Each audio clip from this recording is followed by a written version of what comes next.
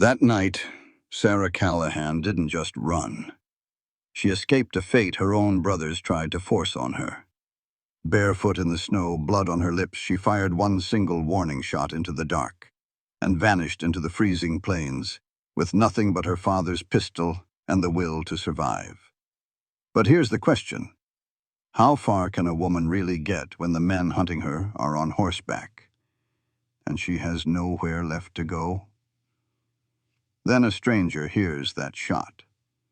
A drifting cowboy named Caleb Mallister.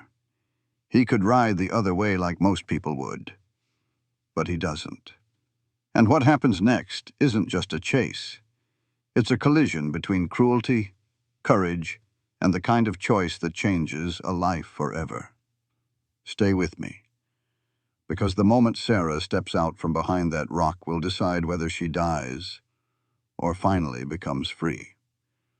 This story is about choosing yourself, even when the world tries to make you a bargain, and how one brave decision can rewrite an entire destiny. If you felt that tension, hit like. Tell me in the comments what you would do in Sarah's place. And share this story with someone who needs strength today. Don't forget to subscribe. More powerful stories are coming. The back of the hand struck Sarah's cheek, sending her head snapping to the side. "You are going to accept this marriage," Thomas declared, his voice as bitter as the January gale rattling the windows of the Callahan ranch house. "One way or the other." Sarah could taste the copper tang of her own blood. Her eldest brother, a man whose 32 years of resentment were etched deep into his face, loomed over her. At his back, William held a firm grip on her left arm while James held her right. They had broken down her bedroom door and dragged her out when she refused to join them for supper with Silas Hawkins, a 55-year-old rancher who promised to buy their failing land, but only if Sarah was part of the bargain. "I will not," she managed to whisper past her swollen lips. "I will not marry that man." Thomas seized her by the chin, forcing her gaze to meet his. "This ranch is on its last leg, Sarah. We have to have the Hawkins money. You are the only thing we have left to bargain with. I am not a piece of livestock." "You are whatever I tell you you are," he snarled, his grip becoming a painful vice. "Pa put me in charge before he passed. That means I make the choices for this family, and I have chosen to have you marry Silas Hawkins come Sunday, whether you like the idea or not. Pa never would have sold me off." The second slap landed with more force than the first. "Pa is dead," Thomas stated, his voice devoid of any emotion. "Been gone for 4 years now. It is high time you faced that." Sarah's vision blurred. She felt James's hold on her right arm slacken just a bit. He was the youngest, the one who always seemed to have a softer heart, and would look away when Thomas turned mean. But he did not let go. Neither of them did. "Hold her tight," Thomas commanded. "She needs to learn a lesson about what happens when she disobeys me." "Thomas," James pleaded, "be quiet." Sarah felt William's fingers dig deeper into her left arm and watched Thomas take a step toward her. She knew exactly what he intended to do. 4 years of his growing cruelty had taught her to recognize the signs. In that moment, something inside her finally broke. It was not her spirit, but something far more fragile. It was the part of her that kept hoping, praying, and believing that her brothers might one day remember that they were her family. That little piece of hope died right there, in the instant before Thomas could strike her again. And where it had been, something new and hard took its place: the will to survive. With every last ounce of her strength, Sarah drove her knee straight up. Thomas cried out in pain and doubled over. In that split second of shock, she ripped her right arm from James's weak grasp and slammed her elbow square into William's nose. And then she was running. She gave no thought to where she was going, to the biting January air or to her bare feet. She did not even register that she was only in a thin nightdress. She just ran, flying through the kitchen, past the hearth where her father's pistol hung on a peg. Her hand reached out and grabbed it without a single conscious thought. "Somebody stop her!" Thomas bellowed from the other room. Sarah crashed through the back door and out into the freezing night. The snow felt like 1,000 tiny knives on her feet, but she did not stop. The yelling behind her got louder, filled with rage. "Sarah, you get back in this house!" She spun around, leveled the pistol, and fired a single shot straight into the air. The sound roared across the wide-open plains. On the porch, her brothers stopped dead, their shapes outlined by the warm lamplight spilling from the house. "Do not follow me," Sarah warned, her voice surprisingly firm. "I swear to God you follow me, and this time I will shoot." "You do not have the guts," Thomas sneered. "Just try me." For a long, tense moment, they stared at each other. Sarah standing barefoot and bleeding in the snow, and her brothers on the porch weighing their next move. "Fine," Thomas finally spat. "Go on and run. Let us see how far you get with no shoes, no money, and nothing but Pa's old gun." His words were heavy with scorn. "You will be begging to come back by sunrise, and when you do, the deal I make with Hawkins will be twice as painful for you." Sarah gave him no answer. She just turned and fled into the blackness, the unforgiving frozen earth tearing at her feet with every single step. Miles off, Caleb Mallister was sitting beside his campfire on a ridge, looking down at the scattered lights of a town called Medicine Bow.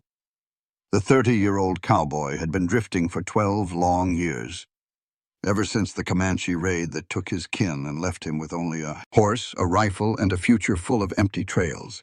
He had pushed cattle all the way from Texas to Montana, taking jobs on ranches for a season here and there, but never putting down roots long enough to call any place home. He thought maybe that was about to change. The cattle drive he was on had just ended the day before. By tomorrow, he had to make a choice. Either sign on with a local outfit for the winter or point his horse south toward warmer weather. He had been thinking he might just stay. There was something about this land that felt right, as if maybe it was time to quit running from the past and start building a future.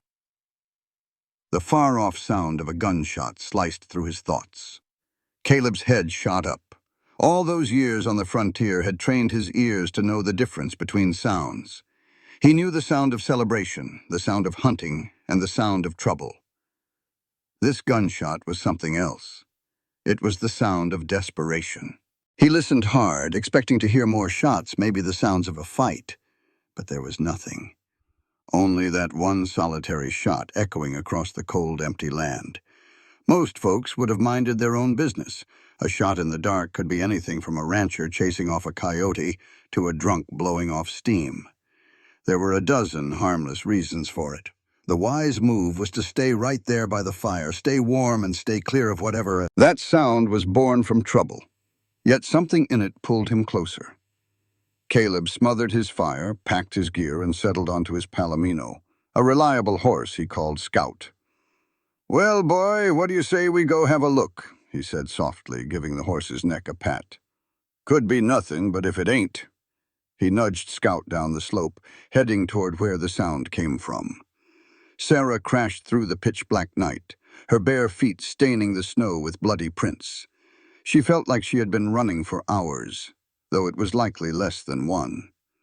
The biting cold had claimed her feet first, then her hands, creeping up her legs until each step was like wading through thick mud. Far behind her, she could hear the faint shouts of her brothers. They had not chased her right away. Thomas had too much pride to run after her on foot, but she had seen the lanterns light up the barn as she escaped. They were getting their horses. She had to find a place to hide. A small creek shimmered ahead, its edges frozen solid, but the middle still running. Sarah plunged in, her breath catching as the icy water soaked what was left of her dress. She scrambled across, praying the creek would wash away her trail. On the other bank, she found a large boulder and flattened herself against it, gripping the pistol tight in her trembling hands. She had 4 bullets left, 4 bullets, no shoes and no coat, while her brothers were on horseback somewhere out in that darkness. The sound of hoofbeats approaching made her heart freeze in her chest. She raised the pistol, her finger resting on the trigger. If Thomas found her, she would shoot. She swore she would. She had to. But the voice that called out did not belong to her brothers. "Hello?" A man's voice, low and careful. "I heard a gunshot. I'm not looking for trouble, but I cannot ride on if somebody is hurt. Sarah squeezed herself tighter against the rock, afraid to even breathe. I can see tracks leading right to this creek, the voice went on. Fresh ones, and from the looks of it, bare feet. There was a pause. Ma'am, if you are hiding out here, you are going to freeze to death. I am not here to cause you any harm. I have got a fire going about a mile back. I have blankets, and I have food. Whatever kind of trouble you are running from, I can help. How do I know that? Sarah's voice was a ragged whisper, torn by the cold. You do not. The man's voice was steady and patient. But I give you my word as a man that I mean you no harm. I am just a cowboy passing through. I heard a shot that sounded like trouble, and I figured I ought to check on it. Most people would just mind their own business. Well, I reckon I am not most people. Sarah's hands were shaking so violently she could hardly aim the heavy pistol. The cold had seeped into her bones. Her feet were completely numb. She knew if she stayed there any longer, she would surely die. Taking a deep breath, she slowly rose from behind the rock. In the pale moonlight, she saw a tall man on a palomino horse. He had light brown hair under his hat, and his warm brown eyes looked at her with concern, not judgment. His hands were in plain sight, holding nothing but the reins. He took in the sight of her bare feet, the blood on her tattered dress, and the dark bruises forming on her face. His expression tightened. She saw a flicker of anger in his eyes, but she knew it was not directed at her. It was for her. My brothers, Sarah heard herself say. They are coming after me. The cowboy gave a slow, deliberate nod. Then we had best get moving. You can ride with me, but either way, we need to put some ground between you and them. You would just help a stranger like that? Ma'am, you are standing in the middle of a snow-covered field with no shoes, blood on your face, and a gun in your hand. I do not think stranger really covers it. He swung down from his horse, pulled a thick wool blanket from his saddle roll, and offered it to her. The name is Caleb Mallister. What do people call you? Sarah, she said, gratefully taking the blanket and pulling its warmth around her trembling shoulders. Sarah Callahan. All right, Miss Callahan, it seems to me you have got two choices. I can point you in the direction of town and wish you good luck, or you can ride with me and we can find a safe place to figure out what you should do next. He waited for a moment. It is your choice.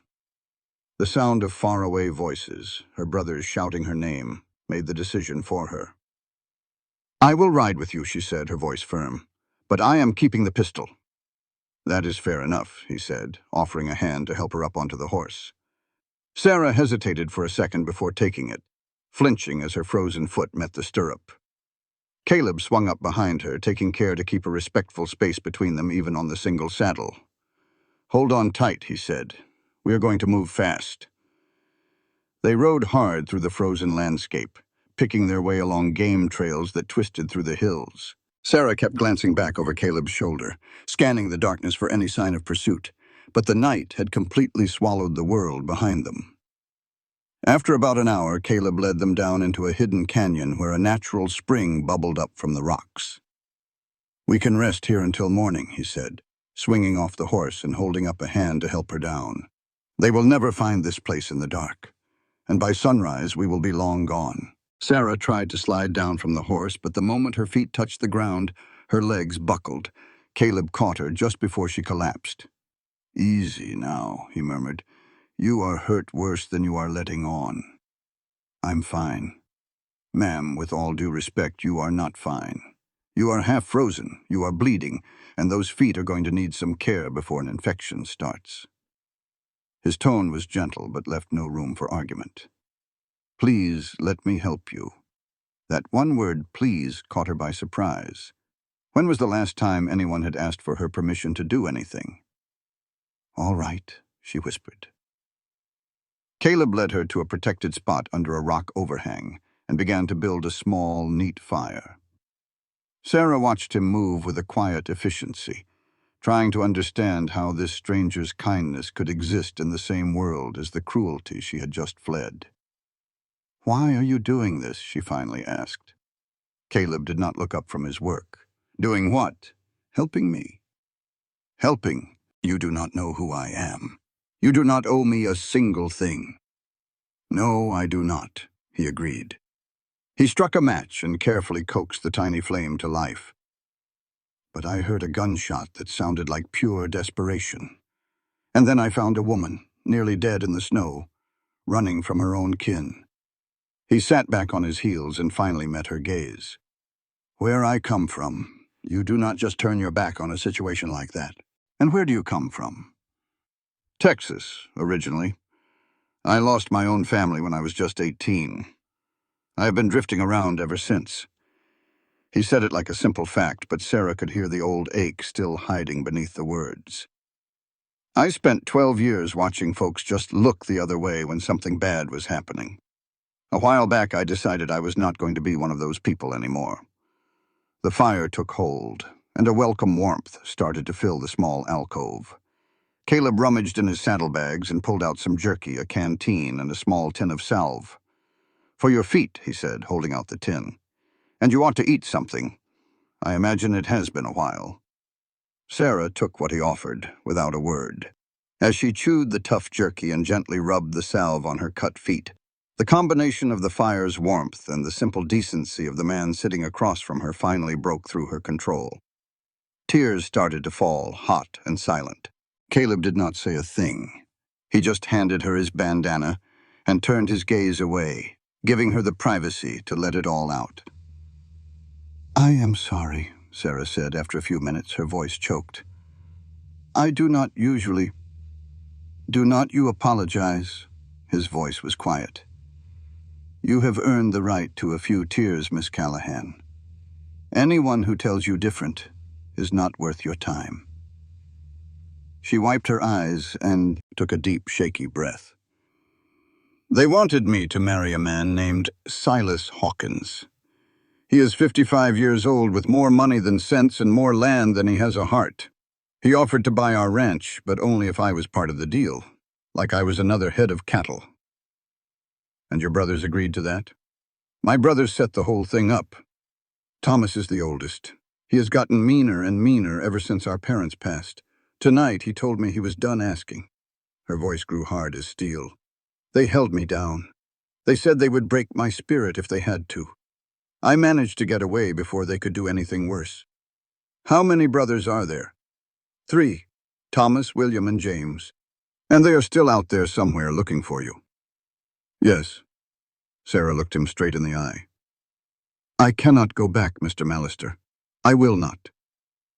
Then you will not, he said as if it were the simplest thing in the world. Get some rest. I will stand watch. You do not have to do that, too. Yes, ma'am, I do. He grabbed his rifle and leaned back against a rock where he had a clear view of the canyon entrance. I do not know what tomorrow will bring, but I know you are safe tonight. For now. That is enough. Sarah just stared at him for a long moment. This stranger who rode toward trouble instead of away from it, who offered help without asking for anything in return, who had said, "It is your choice," as if her choices actually mattered. Mr. Mallister? Caleb. Caleb, she repeated the name softly. Thank you. For believing me. For not asking a bunch of questions that I cannot answer yet.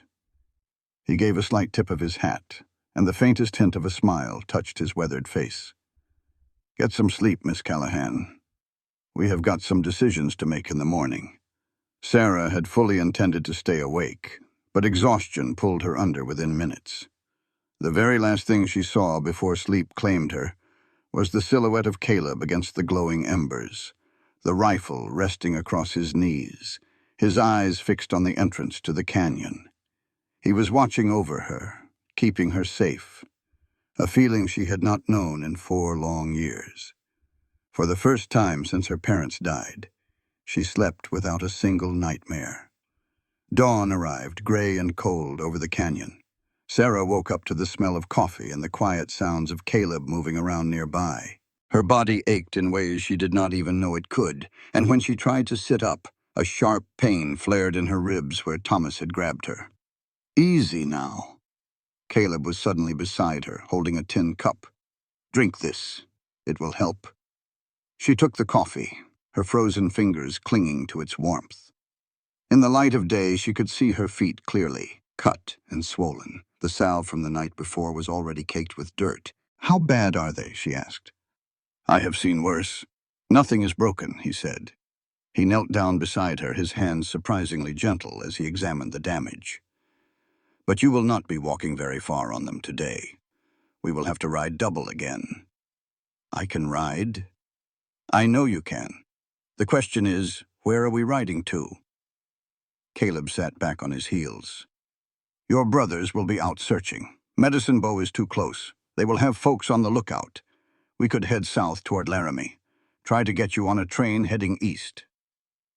"East to what?" The question came out sharper than she meant it to. "I do not have any family, no money, and no prospects." "You have your life. That is more than you had last night." The plain truth of his words left her with nothing to say. Caleb was quiet for a second, poking at the fire with a stick.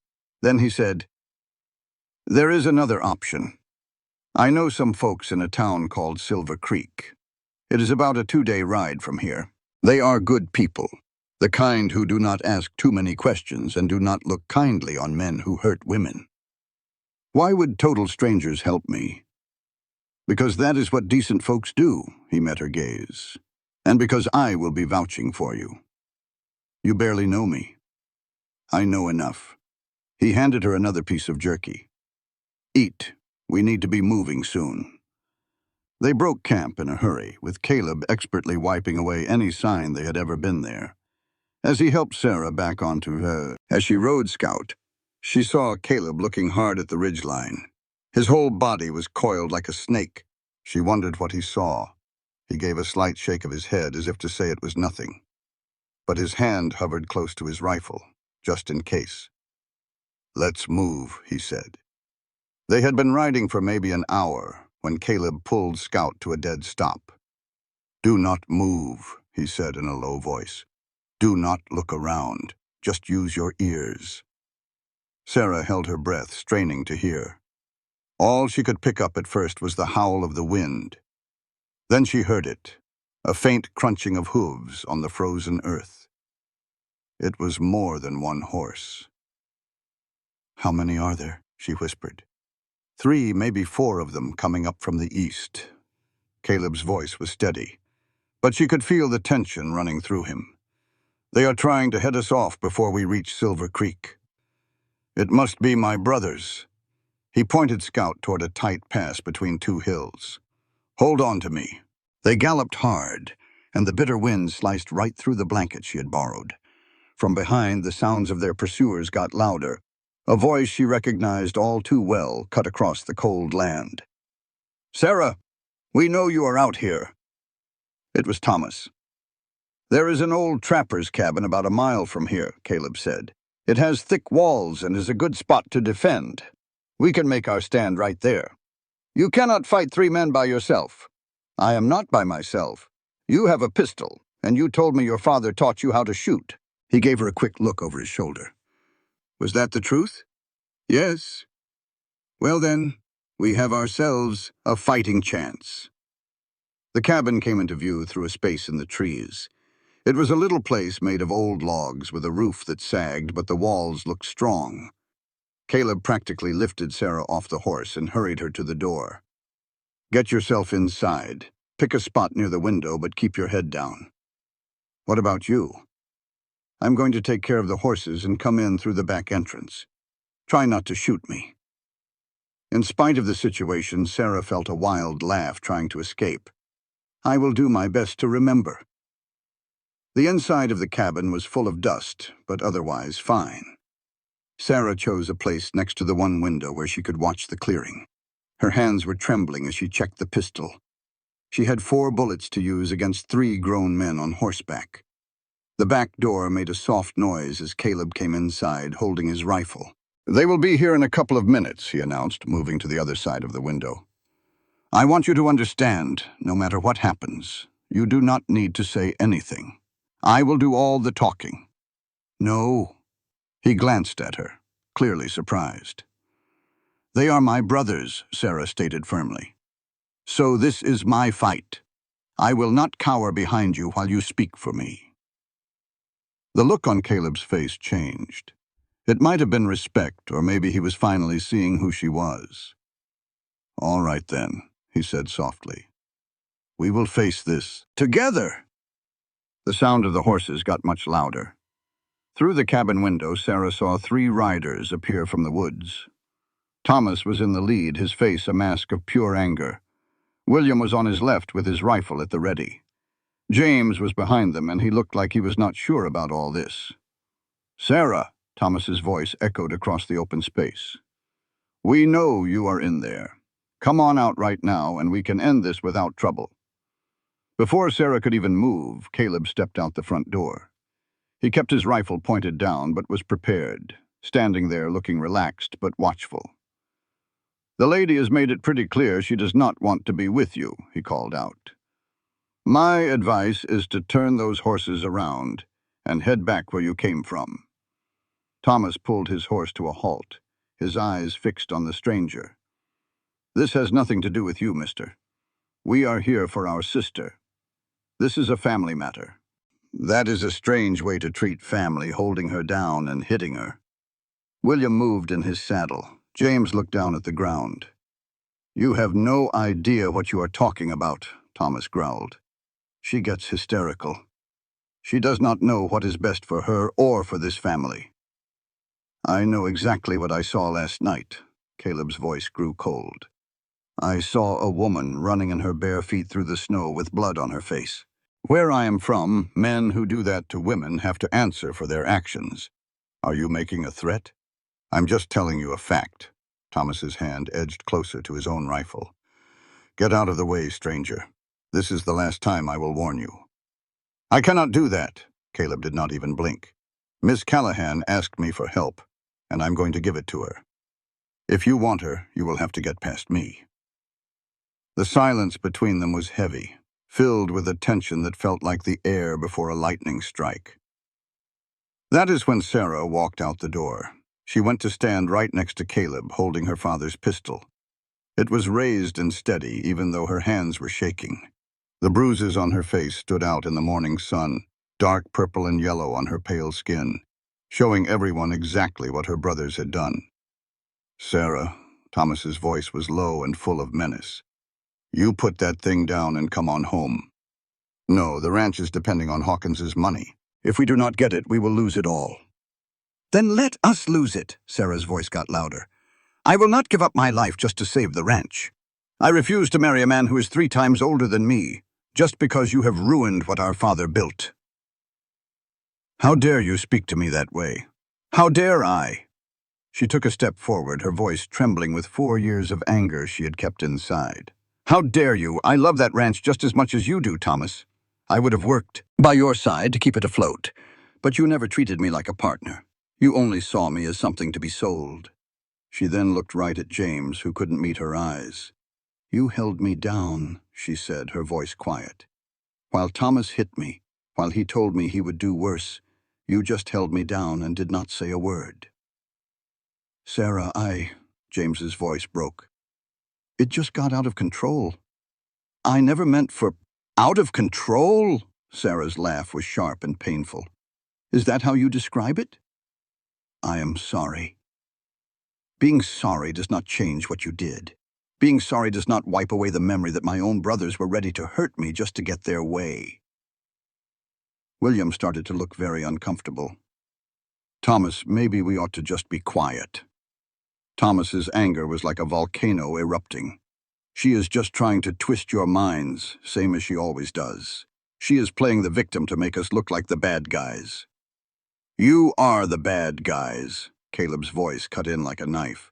"I have been wandering this land for 12 years, and I've never seen a sight as ugly as 3 men hunting their own sister as if she were some kind of animal. You stay out of this. I am already in it, and I am not going anywhere until I know Miss Callahan is safe." Thomas's face twisted up with rage as he gripped his rifle tighter. "This is your final chance, stranger. Ride away from here and nobody has to get hurt." I have been in situations that got bloody before. Caleb's voice was as solid as a rock. Have you? That question just hung there in the cold air. Sarah looked at her brothers. Thomas was furious, William was unsure, and James looked like he would rather be anywhere else on earth. Thomas, James finally spoke up, his voice shaking. Maybe she has a point. Maybe we took this too far. Do not you start with that. Just look at her face, Thomas. Look at what we did to her. James's voice became stronger. Pa never would have wanted this. You know he would not have. Pa is dead. That does not give us the right to forget everything he ever taught us. James then turned to Sarah, and there were tears in his eyes. I am sorry. I am just so sorry. I should have made him stop. I should have. Do not, Thomas warned him. Do not you dare choose her side. There are no sides here, James yelled back. There is only family, and we have completely ruined it. Those words seemed to hang in the air. For a long moment, nobody said anything. Then William spoke up, his voice low but firm. He is right, Thomas. This has gone on long enough. She is our sister. She is a business deal. She is the only thing keeping us from losing everything. No, William shook his head slowly. She is our sister, and we have been treating her like livestock. He looked over at Sarah, and his face was full of shame. I am sorry, too, for whatever that is worth. Thomas looked at his two brothers as if they had just lost their minds. You are both complete fools, he spit out. Without that money from Hawkins, the ranch is done for. Then let it be done for, Sarah said, lowering her pistol just a little. I would rather have no home at all than be married to a man who thinks of me as part of a contract. I would rather freeze to death out here than spend one more day in that house. Her words filled the icy air. Thomas's hand tightened on his rifle. For one awful second, Sarah was sure he was going to shoot. But then something inside him seemed to break. It was not regret, because Thomas was not capable of feeling that. It was more like he finally understood that he had already lost the fight. Fine, the word sounded like a curse. You have made your bed. Just do not come crawling back to us when you figure out what you gave up. He yanked his horse's reins, turned and rode away without a single look back. William paused for a moment, and then he followed him. But James did not move. Sarah, he said, his voice full of emotion. I know you cannot forgive me. I do not expect you to. But I need you to know this. I will make certain Thomas leaves you alone. I will keep an eye on him. If he ever tries to come after you, I will send you a warning. And how am I supposed to trust that? You are not. I have not done anything to earn your trust. James swallowed, finding it hard to speak. But maybe I can start making amends right now. He dug into his saddlebag and took out a small bundle. It held Sarah's boots, a coat, and a worn leather pouch. I snatched these up before we took off. Figured you'd have a use for 'em. He held the bundle toward her. There's a little money in the pouch. It ain't much, but it's enough to give you a start. Sarah just looked at the items. Then her eyes moved to her youngest brother. Why? Because I should have put a stop to it. James's voice hitched. Because you're my own sister and I let you down. And this is the only way I can think of to start making it right. Caleb moved forward and took the bundle. We'll take it. But don't you go thinking that means we trust you. I don't. James gave Sarah one final look. I'll send letters to the post office in Silver Creek, assuming that's where you're headed. You don't have to write back, but I'll write. And maybe one day. He couldn't get the rest of the words out. Sarah watched him wheel his horse around and ride off after their brothers. An ache started in her chest. It was not forgiveness, not by a long shot. But maybe it was the first stirring of something that could grow into it someday. You all right? Caleb asked him in a low voice. I don't rightly know. She folded her arms across her body. I figured I figured I'd have to fight 'em, maybe even kill 'em. I never once thought they'd just turn and leave. The things you said cut 'em deeper than any bullet could have. You held up a mirror and made 'em look at the men they'd turned into. James saw it. William might have too. Thomas. She just shook her head. Thomas will only ever see what he wants to see. Then we keep on moving.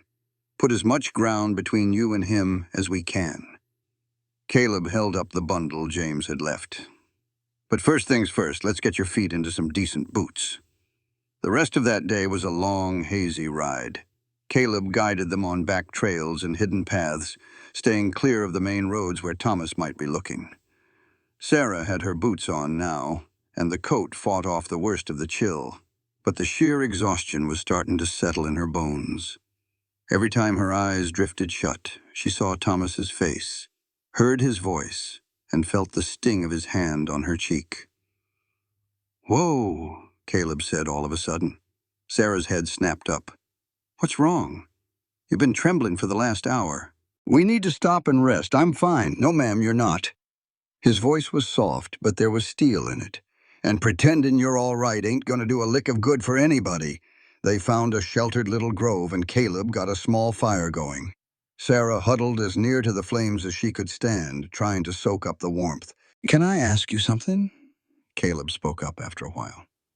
"You can ask. Can't say I'll answer." "Fair enough." He poked a stick into the fire. "Why'd you wait so long to fight back? You've got a fire in your spirit. I've seen it plain as day. Why'd you let it go on until last night?" Sarah was silent for a good long while. "Because they're my kin," she said at last. "Because after Mama and Papa passed, they were the only family I had left in this world. I just kept on thinking if I tried a little harder, if I was good enough, patient enough, they'd remember we were blood." Her voice cracked. "I was wrong. You weren't wrong for hoping. You were wrong to carry the weight of their ugliness like it was your own fault." That simple truth hit her harder than a fist. "I know that.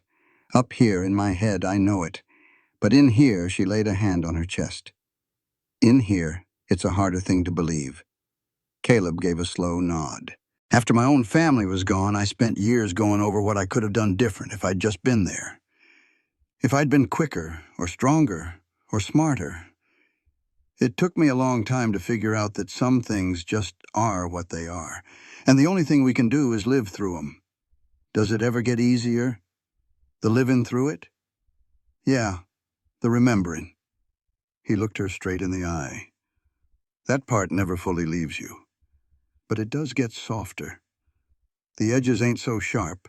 And after a while, you start finding new reasons to keep on living." "Like what?" "I'm still working on that part." A faint smile touched his lips. "But making sure you get to a safe place feels like a mighty fine place to begin." They sat there in a comfortable quiet for some time, just watching the fire die down. "Caleb, yeah. Thank you for believing me, for not just riding on by. It wasn't about believing you. Any fool with eyes could see you were running from something bad." He gave a little shrug. "It was about doing the right thing. A man don't need to believe to know what's right. Most folks wouldn't see it that way. Most folks ain't been through what I have." He got to his feet, dusting snow from his britches. "Get some sleep. We have another hard day's ride before we make Silver Creek." "What's in Silver Creek?" "A chance. Maybe more than that." He looked at her, and his expression was hard to read. "We'll find out when we get there." Sarah pulled her coat and the blanket tight around herself, curling up near the fire. Sleep was coming for her, whether she wanted it to or not. The last sound she registered was Caleb getting settled near the horses, his rifle resting on his lap. He was standing watch over her again. She was starting to count on that, and she wasn't sure if that scared her or gave her hope. They saw Silver Creek on the afternoon of the third day, tucked down in a valley with snow-dusted mountains standing tall behind it. Sarah had never laid eyes on a mining town before. The main drag was a mess of mud and folks full of fellas in thick coats and women skittering from one shop to the next. Smoke curled up from chimneys, and the clang of hammers rang out from somewhere close by. "It ain't much," Caleb said as they rode down the main street. But the people here are decent enough, and that's what counts. Eyes followed them as they went, a weathered cowboy and a woman wearing bruises, both on the same horse. Sarah felt the heat of all those stares and had to fight the urge to cover her face. "Let 'em stare," Caleb murmured like he'd read her mind. "You ain't got a single thing to be ashamed of. Easy for you to say." "No, it ain't." He steered Scout over to a plain-looking hotel. "But it's the truth." Anyway, he helped her down from the horse and walked her toward the door, keeping one hand near her elbow but not quite touching. The way he did it was protective, not like he was claiming her. And Sarah found herself thankful he knew the difference. Inside, a man with a balding head glanced up from his counter. "Mr. Mallister, it's been a spell." "Mr. Jenkins," Caleb replied with a nod. "I'm going to need 2 rooms and maybe some word on whether that Mitchell place is still on the market." Jenkins's gaze slid over to Sarah, taking in the bruises on her face, her worn-out dress, and the deep weariness etched into her features. To his credit, he didn't say a word about it. "Rooms I can get you. The Mitchell place, you'll have to go talk to Mr. Holloway over at the bank." He pushed 2 keys across the wood. "Supper's at 6. The missus makes a decent stew. Much obliged." As they headed up the stairs, Sarah finally worked up the nerve to ask the question that had been sitting in her mind for 2 days. "So, what's this Mitchell place all about?" Caleb was quiet for a second. "It's a ranch. A small spread, about 300 acres. Old Bill Mitchell has been aiming to sell it for a year or so. Wants to head east and live with his daughter." He paused at a door and offered her a key. "I've been giving some thought to buying it. 12 years of drifting around is long enough. Maybe it's about time I put down some roots." He met her gaze. "And it looks to me like you could use a fresh start yourself." "I don't understand. I'm not asking you for a thing, Sarah. But if you had a mind to—" He paused, picking his words with care. "If you had a mind to stay in Silver Creek, I could surely use a partner. Somebody who understands cattle and knows the work of a ranch. You'd earn every bit of your keep. This wouldn't be no handout." The offer just hung there in the air between them like a question. "Why in the world would you do a thing like that for me?" "'Cause it's the right thing to do." His voice was as solid as an oak tree. "And because I've spent 12 years all by myself and I'm getting tired of it. That don't mean I'm asking for anything more than a partnership. Just—" He shrugged his shoulders. "A chance to build something new, instead of always running from something old." Sarah just stared at him, looking for the catch. There had to be a catch. Men just didn't make offers like this without expecting something back. But Caleb's face showed nothing but plain honesty. "I'll need to think on it," she said after a moment.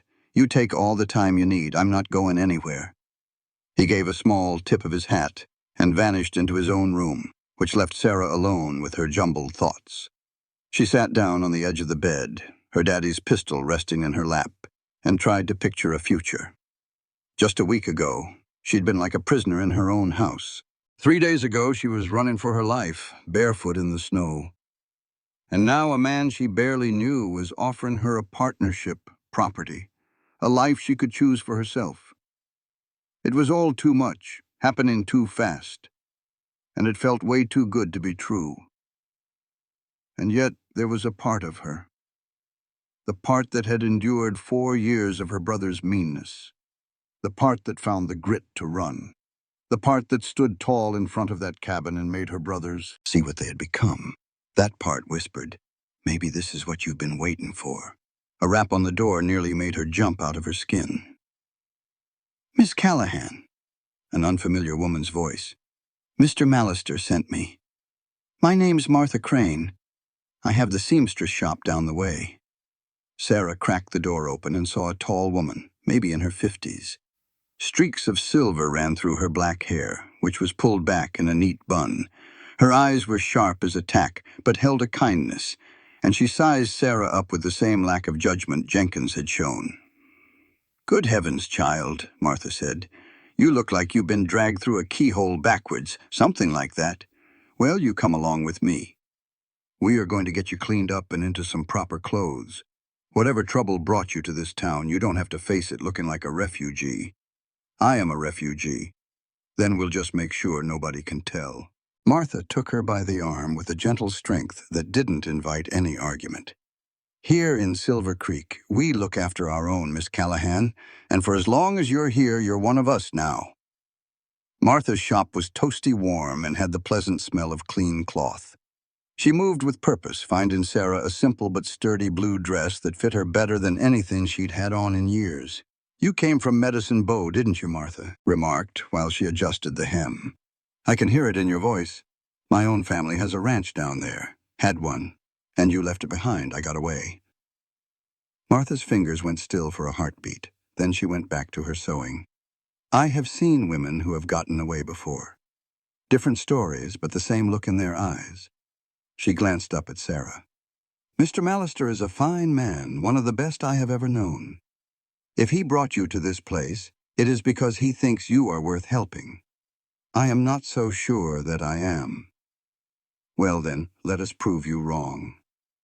Martha tied off the final stitch and took a step back to look at her handiwork. "There now. You look like a woman looking forward, not one running from what is behind." Sarah glanced in the mirror and could hardly believe it was her. The bruises were still there, but now they looked like proof of her survival instead of marks of shame. "Thank you," she whispered. "You can thank me by making a good life here." Martha's tone softened. "Whatever you went through, that does not define who you are. What you choose to do from this day forward, now that is what counts." The following morning, Caleb brought Sarah to see Bill Mitchell. The old rancher was just as Caleb had described him, 70 years old with a white beard and weathered hands that told stories of decades of hard work. He showed them around the place with a quiet kind of pride. The main house, the big barn, the cattle grazing on the winter pasture. 300 acres, Bill stated. Good water all year round, decent grazing land. "I am asking $1,800, and that includes the livestock and all the equipment."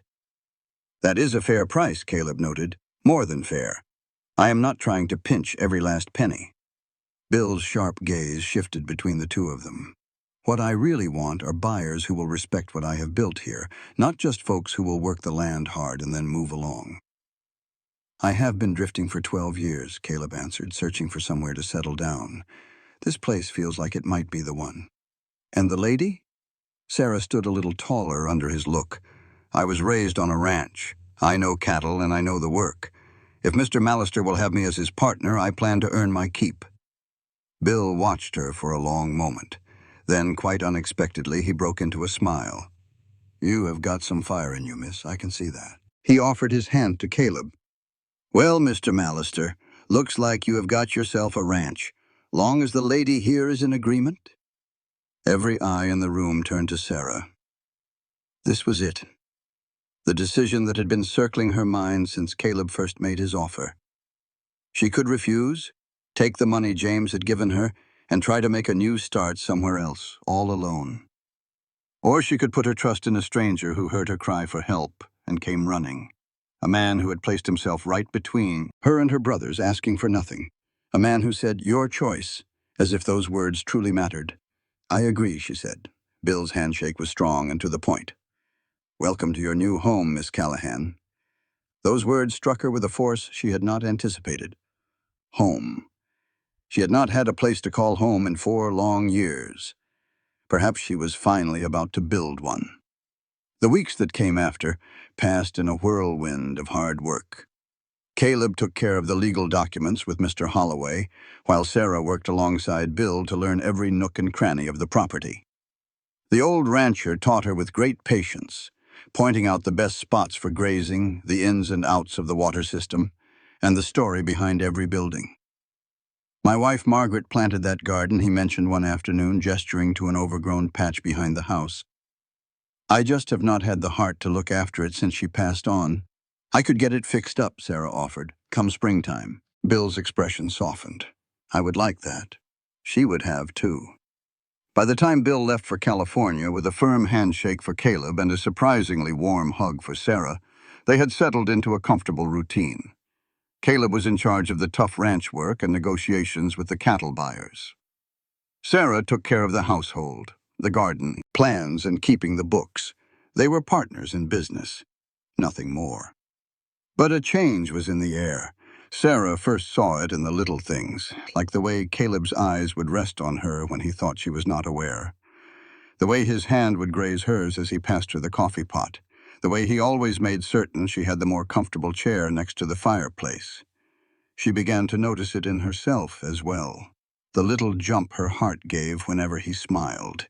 The way she started making up reasons to be close to him. The letdown she felt every evening when he went to his own room, keeping up the respectable appearances Martha Crane had demanded. "You two are not married," Martha had told her plainly on Sarah's first day. "That means you get separate rooms. I will not have the whole town gossiping about any impropriety." They had abided by her rules. Caleb took the smaller bedroom on the ground floor, and Sarah had the one upstairs.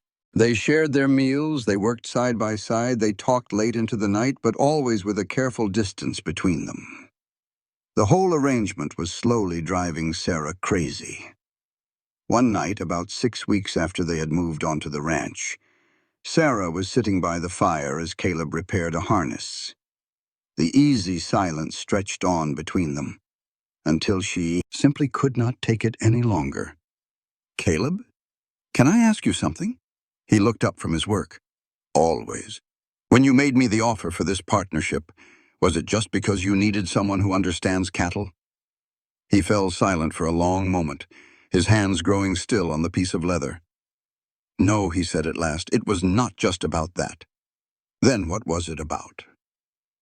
Caleb put the harness down and turned to face her completely. "When I heard that gunshot, something inside me said to ride toward it, not away from it. When I found you, something told me I had to help, not just walk on by. And when I saw you stand up to your brothers..." His voice grew thicker with emotion. "Something inside me said you were someone worth getting to know. That does not really answer my question. It is the best answer I have for you right now." He held her gaze. "I am not going to stand here and pretend I do not feel something for you, Sarah. But you have been through a terrible ordeal. The very last thing you need is some fella making demands on you before you have even had a chance to mend. What if I'm not looking for any demands? What if I am looking for..." She trailed off, not knowing how to say it. "For what?" "I do not know." The words came out in barely a whisper. "I do not know what I am looking for. I only know that when I am with you, I feel protected. I feel like my old self again. Like maybe the person I was before my brothers tried to break my spirit is not entirely gone." Caleb walked across the room and knelt down before her chair, close enough that she could feel his warmth, but he did not touch her. "She is not gone," he said softly. "I have seen her. I saw her in the woman who ran through the snow with just a pistol and a prayer. She is the woman who stood on the porch of that cabin and made 3 armed men stand down using nothing but her voice." His hand lingered in the air near her cheek. "May I?" Sarah gave a slight nod. His hand was calloused and warm against her skin. She found herself leaning into his touch, her eyes closing. "I will not push you," Caleb said. "Whatever is happening between us, we can figure it out together, at your own pace. But what if I do not know what my pace is? Then we will just take it real slow until you figure it out." He placed a soft kiss on her forehead and nothing else. Then he stood up. "Get some rest. We have got cattle to move in the morning." He left before she could say a word, and the door to his room clicked shut behind him, gentle but final. Sarah remained by the fading embers of the fire. She pressed a hand to her forehead, right where his lips had been. Something was definitely shifting between them, and for the first time in many years, she was not afraid of it. A letter from James was delivered 2 weeks later. Sarah knew his handwriting on the envelope, and she felt her heart clench. She knew it was coming. He had promised to write, but knowing a thing and holding it in your hand are 2 very different matters. Her fingers trembled as she unfolded the paper. "Dear Sarah," she read, her voice a fragile whisper. "I pray this letter finds you in good health and safe. Not a day has gone by I haven't thought of you, and I have come to see just how badly I failed you." Caleb appeared in the doorway then, not saying a word, just leaning his shoulder against the frame to listen. "Thomas has left for Cheyenne. He sold his piece of the ranch to William and me. He claimed there was nothing left for him here. But the real truth is, he couldn't bear to stay where every soul knew what he did." Sarah lifted her eyes to Caleb. "He's gone." Caleb just nodded. "Keep on." She looked back at the letter. "William and I are doing our best to keep the ranch afloat without Hawkins' money. It is hard going, but we are making it work. We've even started running sheep on the western pasture, just like Mr. Mallister suggested. It is early yet, but it looks promising." Caleb gave a slight shrug. "You told William about the sheep. Sounded like smart advice for their predicament. Mixing livestock helps with bad weather, or when the market turns." Sarah just shook her head and kept reading. "I know I have no right on this earth to ask for your forgiveness. What I did, what I let happen to you, was a sin with no pardon. But I need you to know I'm trying to be the brother you always deserved. The brother I should have been from the start." Caleb spoke quietly. "He's not the one who hurt you the most." Sarah's voice was flat, empty of feeling. "No, but he's the one who held me down while Thomas did. That is not nothing. No, it's not. But a man can change. Can he really?" Caleb crossed the floor and sat down next to her. "I have. 12 years ago, I was nothing but a boy who'd lost everything and had no idea how to go on living. Now I'm a man who hears a gunshot in the dead of night and rides toward the trouble instead of away from it." He gently took her hand. "If I can find a new path, maybe he can too." Sarah stared down at the letter for a long while. "I don't forgive him," she said at last. "Not now. Maybe not ever. That's for you to decide. That's for you to... But I will write him back. I'll tell him I'm safe, and that I am building a new life out here." She turned to look at Caleb. "That I am not by myself anymore." His fingers tightened around hers. "You're not," he agreed, "and you will never have to be again." That night, Sarah wrote her reply at the old desk Bill Mitchell had left behind. The words came hard at first, like pulling water from a dry well, but then they began to flow. She told James about Silver Creek, about the little ranch, and about Caleb, though she chose her words carefully. A partner, a friend, a protector. She told him about Martha Crane and her dress shop, about Mr. Holloway down at the bank, and about a town that had taken her in without a single question. She did not write that she was happy. That felt like saying too much too soon. But she did tell him she was healing, and that much was true. The moment she sealed the envelope, a tension eased inside her chest, like a heavy weight she hadn't realized she was carrying had finally been set down. "You finished?" Caleb asked from the doorway. "I'm finished." She held the letter up. "Would you mind posting this for me when you ride into town tomorrow?" "Of course." He walked over to take it from her, and his hand lingered over hers for a moment. "How are you feeling?" "Strange. Like I just closed a door. I wasn't entirely sure I was ready to shut." "Well, some doors have to be closed for new ones to open." She looked up at him. This man who had ridden toward danger, not from it. Who had offered a partnership instead of making demands. Who had shown her patience when it was the last thing in the world she expected. Caleb. "Yeah, I think I'm ready." "Ready for what?" "To see what's behind that new door." A smile transformed his weathered face, making it look almost beautiful. "Then let's find out together." He kissed her for real this time. Not a gentle touch on her forehead, but a kiss full on the mouth, filled with a hunger that told her he had been waiting for this very moment just as long as she had. When they finally pulled apart, both of them breathing hard, Sarah let out a soft laugh. "What is it?" Caleb asked. "Nothing, it's just..." She laid her hand flat against his chest, feeling the rapid beat of his heart under her palm. I never imagined that running barefoot through the snow would ever lead to something like this. Life's got a funny way about it. He kissed her again, this one softer. Sometimes the very worst nights lead to the very best mornings. Is that what this is? A good morning? I reckon it is the start of one. He pulled her into his arms, and she fit against him perfectly, like she had always been meant to be there. The start of a whole lifetime of good mornings, if you will have them. I'll have them, Sarah whispered back. Every single one. Outside, a gentle snow began to fall, laying a fresh white blanket over their small ranch. And inside, two souls who had found one another in the dark started building a life together in the light. Spring arrived at a slow pace, melting the snow and turning the hard, frozen earth into something that felt like a promise. Sarah had been living at the ranch for 3 months now, and the change in her was a marvel to see. Her bruises had long since vanished. The cuts on her feet had healed completely. The haunted look that had shadowed her eyes was now soft and warm, a look that made Caleb's chest feel tight every time he saw her smile. They had settled into a daily rhythm that felt as easy and natural as breathing. Caleb handled the cattle and the fences during the day, while Sarah took care of the house, the garden she had started to plan, and the ranch's account books.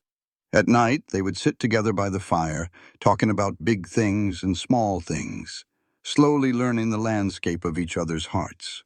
The kiss had changed the air between them, opening a doorway that neither one of them wanted to shut. But they moved with care and respect, building trust right alongside their deeper feelings. We ought to talk about what's next, Caleb said one evening, setting down a harness he had been mending. Sarah looked up from her ledger. What about it? Martha Crane stopped me in town today. She wanted to know when we were planning on getting married. The words just hung there in the quiet room. What did you tell her? I told her I hadn't asked you yet. Caleb's voice was steady, but Sarah could see the tightness around his shoulders. I figured that was a question you should hear first. Are you asking now? I'm asking if you would want me to ask. Sarah carefully set her pen down. Caleb Mallister. That is the most roundabout proposal I have ever heard in my life. I'm not proposing.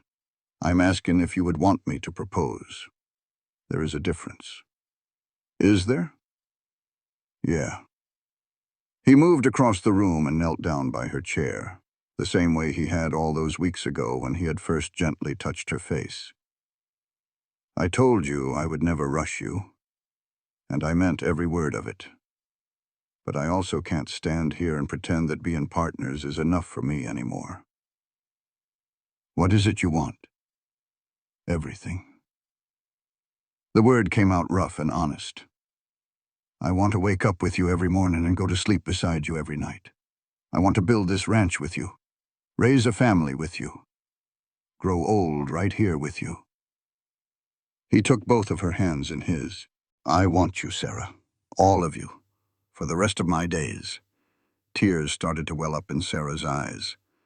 That sure sounds like a proposal to me. Maybe it is. He gave her fingers a gentle squeeze. So what do you say? She looked right at him. This good man who had heard her cry out and came running, who had put himself between her and harm without asking for a single thing. In return, who had offered her a partnership when she had nothing to her name but her own broken spirit. Yes, she whispered. Yes, I will marry you. Yes, I want everything you just said. Her voice got stronger with each word. Yes to all of it. A huge grin split Caleb's face wide open. He pulled her up out of the chair and into his arms, lifting her clear off the floor and spinning her around and around until she was dizzy and laughing. I love you, he said when he finally set her back on her feet. I don't believe I've said that out loud yet, but I do. I love you, Sarah Callahan. I love you too. She pulled his head down for a kiss that left them both searching for breath. I love you, Caleb Mallister. Soon to be Sarah Mallister, he murmured against her lips. soon to be. The news of their engagement traveled through Silver Creek faster than a prairie fire. Martha Crane immediately took charge of all the arrangements, declaring that a proper wedding needed proper planning. She showed up at the ranch with swatches of fabric, ideas for the menu, and a list of tasks that had to be done. "A summer wedding," Martha announced. "Early July. That gives us 3 months to get this done right." "We were thinking of something a little simpler," Sarah tried to say. "Nonsense, after everything you have been through, child. You deserve a real celebration." Martha's face softened. "Let this town show you how much you have come to mean to all of us." Sarah looked over at Caleb, who just gave a helpless shrug. "I've learned it is best not to argue with Martha Crane," he said. "Fine," Sarah gave in with a smile. "July it is." Letters from James kept coming every couple of weeks. The tone in his writing slowly changed from shamefaced to something much warmer. He shared news about the ranch, stories about the neighbors, and asked careful questions about her new life. She wrote back to him each time, and her own letters grew more open. She told him about the engagement, the garden she was putting in, and the town that had welcomed her like one of their own. Then, in late April, a different kind of letter showed up. This one was from William. Sarah knew his formal script on the envelope and felt her stomach knot up. William had never written to her before. Whatever made him put pen to paper could not be good news. "What's it say?" Caleb asked, watching her face go pale. Sarah read the words out loud. "Dear Sarah, I am writing with news that I believe you ought to hear from family instead of a stranger. Thomas is dead. He was killed in a bar fight up in Cheyenne 3 weeks ago. From what we heard, he had been hitting the bottle hard and mouthed off to a fella he shouldn't have. The burial was plain, just James and me. I hate to bring you this kind of hurt, but I figured you had a right to know. Your brother William." The quiet in the kitchen was heavy enough to cut. "Sarah," Caleb came up beside her. "What's on your mind?" "I don't rightly know." Her hands trembled just a bit as she set the letter on the table. "He was my blood. A part of me feels like I should be grieving. And the other part," he said. "The other part can't forget what he did to me, what he was about to do." Her voice went hard as iron. "He pinned me down, Caleb. He hit me till I quit struggling. He was fixing to break my spirit just to sell me off to some old man 3 times my age.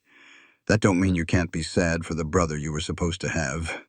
His words cut right through her tangled feelings. Sarah felt hot tears roll down her face.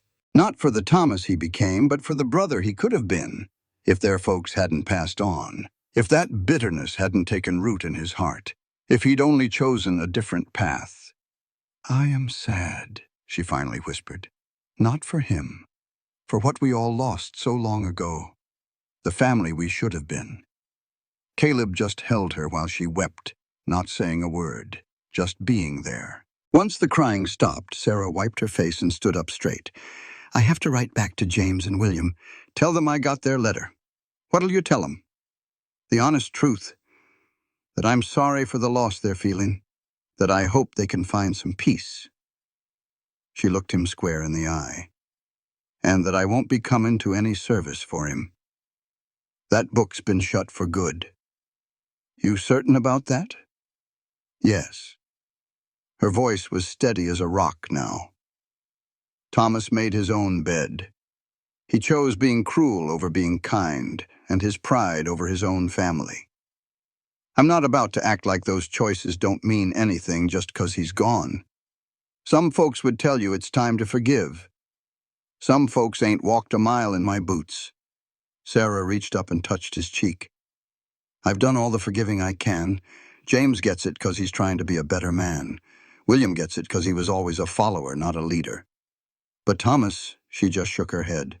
"Thomas left this world the same way he lived in it, full of anger, all alone, and bringing pain to anyone who got close. I won't lie and say it ain't so." Caleb gave a slow nod.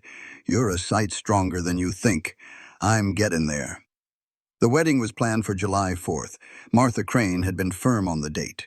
Independence Day, she'd declared, seemed just right for a woman who'd finally won her own freedom. Sarah had to laugh at that, but she couldn't deny it had a nice ring to it. Poetry. As the day got closer, another letter from James found its way to her. This one felt different. Dear Sarah, it began. I pray this letter finds you in good health. I have some news I wanted to share myself before you heard it from someone else. I've met a woman. Her name is Rebecca Turner. She's the new school teacher over in Medicine Bow. We've been courting for about 3 months, and I think I'm ready to ask for her hand. I needed to tell you because for the first time, I think I truly understand why you chose freedom over just being safe. Some things are worth fighting for. I hope you can meet her one day. I have a feeling you two would get along. With love, James. Sarah had to read the letter over again, a slow smile spreading on her lips. Good news? Caleb asked from the kitchen door. James has found himself a sweetheart, a teacher named Rebecca, the brother who said he was sorry. Yes, and he says he finally gets why I ran away. Sarah folded the page with care. I believe he's really changing, Caleb. I believe that maybe, just maybe, we could be a real family again someday. Is that something you'd want? I'm not sure. She thought about it for a good long while. There's a part of me that'll never forget him holding me down. But there's another part that remembers the boy he was, before Mama and Papa were gone. The brother who always knew how to make me laugh. People are a mixed bag. What's that? It's something my mother always used to say. People are a mixed bag. They can be mean as a snake and kind as a saint. Brave one minute and a coward the next, all at the same time. He walked over to stand right beside her. Maybe your brother's a mixed bag, too. Maybe. Sarah leaned her head on his shoulder. I'm not ready to see him yet, but I think I'm ready to keep the letters going. That's a good start. A week before they were to be married, James rode into Silver Creek. Sarah was out in her garden when she saw a rider coming down the road, a young man on a bay mare. He sat tall in the saddle, looking unsure but determined. She knew who it was in a heartbeat. Caleb, she called out, her voice pulled tight. He came on out of the barn, saw the rider, and came to stand by her side. His hand was just resting easy on his hip right near his revolver, not making a show of it, but ready all the same. James pulled his horse up a ways off and took off his hat. Sarah, his voice came out all gravelly. I know I had no right to come here unannounced, but I had to see you before the wedding, to see for myself that you were truly all right. You could have sent another letter. I could have. But some things ought to be said face to face. Sarah just looked at him. At 22, James looked much older. You could see the weight of the last few months etched around his eyes. He looked like a man who'd been wrestling with his own soul. Say what you came here to say, she told him, her voice low. James swung down from his horse but kept his distance. I am sorry. The words sounded like they were torn right out of him. I know I said it in my letters, but I had to say it again, looking you in the eye so you'd know it was true. What I did, what I just stood by and let happen, it was wrong. There's no excuse for it. I'm not asking you to forgive me. I just need you to know I'm going to spend the rest of my days trying to be the brother I was always supposed to be. Those are just words. They're more than that. James reached into his saddlebag and took out a little bundle wrapped in an old cloth. It's Pa's watch, the one Ma gave him on their wedding day. I took it after he passed, figured I'd pass it down to my own son one day. But it's yours. He held it out toward her. Sarah didn't take a step. I don't want it, James. That watch belongs to a family that's long gone. A family that you helped bury the night you held me down so Thomas could try and break me. James flinched like she'd slapped him. I know that. I can't take back what was done. But, his voice hitched, you're my sister, my only sister, and I don't want to lose you for good. You already did. Sarah's voice was ice. You lost me the second you chose Thomas over me, when you stood there and watched him hurt me and you did absolutely nothing. I was scared. So was I. But I didn't hold you down while someone beat on you. The truth of it just hung there in the still air between them. James hung his head low. You're right. There's nothing I can say. I was a coward, and my cowardice brought you a world of pain." He looked up, and she could see the tears shining in his eyes. "But I am trying to change. I'm trying to be a better man. Don't that count for anything?" Sarah stood there quiet for what felt like a lifetime. She could feel Caleb behind her, solid and supportive, ready to step in if she gave the word. But this wasn't his battle to fight. It was hers alone. "Yes," she said at last. "It counts for something. It ain't forgiveness, mind you. I'm a long way from that. But it's a start. You're trying, and I see it. Does that mean? It means I won't run you off. You can come to the wedding if you still want to, but you'll get a room at the hotel in town and you'll give me my space until I'm ready to talk some more." "That's more than I have any right to ask." "Yes, it is." Sarah pulled her shoulders back. "But you're still my brother, and no matter what's happened, that still means something to me." James nodded slowly, swiping at his eyes with his sleeve. "Thank you, Sarah. Thank you for the chance. Just don't you make me live to regret it." With that, she turned and headed back to the house, never once looking behind her. Caleb fell into step right beside her. "You doing okay?" he asked, his voice gentle. "I will be." She risked a glance back at James, who was now leading his horse down the road toward town. "He really is trying, isn't he? Looks that way. I just hate that a part of me still cares, after everything. He's your blood. Family ties are a stubborn thing. They hold on even when you're trying to cut 'em loose. Is that wisdom or just being foolish?" Caleb gave her a little smile. "Probably a bit of both." Her wedding day arrived bright and warm. Sarah stood in Martha's spare room wearing a simple dress of pale blue that the town seamstress had worked on for weeks. Her hands were shaking as she smoothed out the front. "You look absolutely beautiful," Martha said, standing in the doorway. "I don't feel beautiful. I feel like I'm about to jump out of my own skin. Every bride feels that way." Martha came and stood next to her. "But you're not just getting married today, child. You're claiming a life that is all your own. That's something worth being a little shaky about. But what if it's a mistake? Is Caleb Mallister a good man? Yes. Does he love you? Yes. And do you love him?" Sarah thought of Caleb, his steady way, his quiet strength, and how he'd heard her cry out and came running when any other man would have. Just kept on riding. "Yes," she breathed, "more than I ever thought I could love a soul." "Well, then it's not a mistake." Martha gave her hand a comforting squeeze. "It's a beginning." The service took place in the little church there in Silver Creek. It seemed like the whole town showed up, too. Miners, folks who owned the shops, ranchers from miles around. They filled up all the pews and were standing out in the churchyard, all of them there to see Sarah Callahan become Sarah Mallister. James was there, sitting in the very back row, keeping to himself but making sure he was seen. Their eyes met for a second as Sarah walked up the aisle, and something quiet passed between them. It wasn't forgiveness, not yet. But it felt like the start of some kind of peace. Caleb was waiting up at the front, his hat in his hands and a look of pure love on his face. "Ready?" he whispered when she got to his side. "Ready." Reverend Harris spoke the old familiar words. They said their vows, exchanged the rings, and made their promises right there in front of God and the whole town.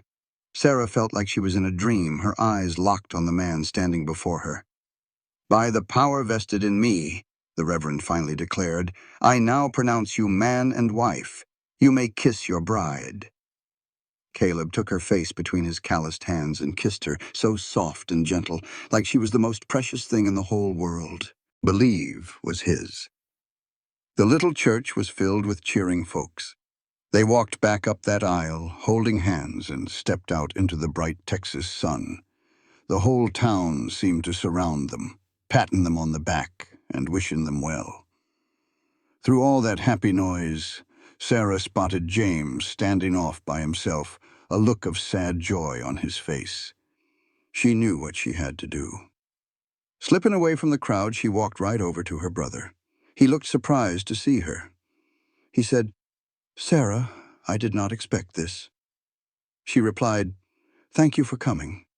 The words were hard to say, but they were true. "It means something that you are here." He mumbled, "I was not sure you would want me to be." "To be honest, I am not sure either," she said, taking a deep breath. "But I am willing to find out." James's eyes got a little misty. He said, "That is more than I deserve." "Maybe," she answered, "but it is what I am offering." She held out her hand. "Come and meet my husband the right way." He took her hand, and they walked back to where Caleb was waiting. She said, "Caleb, this is my brother, James." "James, this is my husband." The word felt strange, but wonderful to say. "Caleb Mallister." The two men sized each other up for a second. Then Caleb stuck out his hand. He said, "I have heard a whole lot about you. Some of it was not so good, but I have also heard you are trying to change." James gripped his hand tight and said, "I am. Every single day." "Well then, that is what counts," Caleb said. He glanced over at Sarah. "My wife here believes in second chances, and I reckon I do too. But you need to understand one thing. If you ever hurt her again, there will not be a third chance." "I understand," James said, his voice low and serious. "And I accept those terms." The handshake was over, but something new had just started. It was fragile and uncertain, but it felt real. Sarah looked at her husband, then at her brother, and she felt something she had not felt in years. It was hope. Not the wild kind of hope you have when you are trying to escape, but the quiet kind you feel when you are building something. She was Sarah Mallister now, a wife, a partner, an equal. She had a home, a husband, and maybe, just maybe, the start of a family again. It was not the life she had ever pictured for herself. It was better. That first year of marriage felt like a sweet dream Sarah never knew she was allowed to have. The ranch came alive under their care. Caleb grew the cattle herd, and Sarah turned the forgotten garden into a patch of beauty. They worked from sunup to sundown, falling into bed bone-tired each night. But it was a good kind of tired, the kind that comes from making something together. Their partnership grew into something deeper than either of them had ever thought it could be. They learned the rhythm of each other's days, understood each other's quiet moods, and knew what the other needed without a word. Caleb found out that Sarah needed her quiet time in the mornings before she could face the world. Sarah learned that Caleb sometimes woke up from terrible dreams about the Comanche raid that took his family, and the best thing to do was just hold him close until the shaking went away. "You never talk about them," she said softly one night, after a bad one. "Your family." Caleb was quiet for a long while, his arm holding her tight in the dark. "It just hurts too much," he finally said, "even after all this time. Will you tell me about them someday?" "Someday," he promised, and pressed a kiss into her hair. "When I can find the right words." Letters kept coming from James. He sounded warmer and more sure of himself as his life in Medicine Bow got better. He said the ranch was on the mend. He and Rebecca were engaged to be married. He was finally becoming the man their father would have been proud of. William wrote every now and again, too. His letters were proper and careful, never quite warm, but they acknowledged the family tie between them. He had taken over most of the ranch work, and his talk of cattle prices and weather fronts reminded Sarah of listening to her father. She did not miss her old life. But sometimes, late in the evening, she missed the idea of what it was all supposed to have been. "You are thinking again," Caleb murmured one night. He found her staring out the window at the sky turning dark. "Just remembering," she said. "Good memories or bad ones?" "Both." She leaned back against his chest as he wrapped his arms around her. "Is that not how it always is?" As summer turned to fall, Sarah realized something was different. For weeks she had been feeling peculiar, a kind of tired that sleep could not fix. She felt sick to her stomach in the mornings and noticed smells she had never paid mind to before. She told herself it was nothing, just the seasons changing or the hard work of the harvest. But deep down inside, she knew. She waited until she was absolutely sure before she told Caleb. They were sitting on the porch after supper, watching the sunset paint the mountains gold and red. "I need to tell you something," she said. Caleb's face immediately filled with worry. "What is it? Are you all right?" "I am fine. Better than fine." She took his big hand and placed it on her belly, which was still flat. "We are going to have a baby." The words just hung there in the quiet evening air. Caleb's face went through a whole mess of feelings. First shock, then disbelief, then hope, and finally a joy so pure it looked like wonder. "A baby?" His voice cracked. "Are you sure?" Martha confirmed it this very morning. "Due late next spring." "Sarah," he pulled her into a hug, holding her so tight she could hardly catch her breath. "A baby. We are having a baby. Are you happy?" "Happy?" He pulled back to look at her, and she saw tears streaming down his face. "I am scared to death. I am overwhelmed. I do not know the first thing about being a good father." His voice broke, but happy does not even begin to describe it. "You will be a wonderful father." "How can you know that?" she asked. "Because you are a wonderful husband. Because you heard a stranger scream in the middle of the night and you came running when any other man would have just ridden on by." She gently touched his cheek. "Because you have the biggest heart of anyone I have ever met, even if you try your best to hide it." Caleb kissed her then, a kiss that was deep and slow and full of promises. "I love you," he whispered against her lips. "Both of you. We love you too." The news traveled through Silver Creek like wildfire. Martha Crane showed up the very next day with her arms full of fabric and patterns for baby clothes. The wife of a neighboring rancher stopped by with all sorts of advice and a hand-me-down cradle.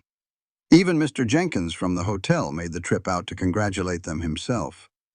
"A new generation for the Mallister Ranch," he said, shaking Caleb's hand with gusto. "Your father would be so proud." Caleb flinched just a little when he mentioned his father, but he kept his smile in place. "Thank you, Mr. Jenkins. That means a great deal." That evening, Sarah wrote to James and William to share their news.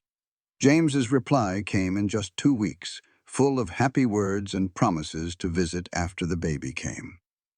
William's letter was shorter, but it was just as sincere.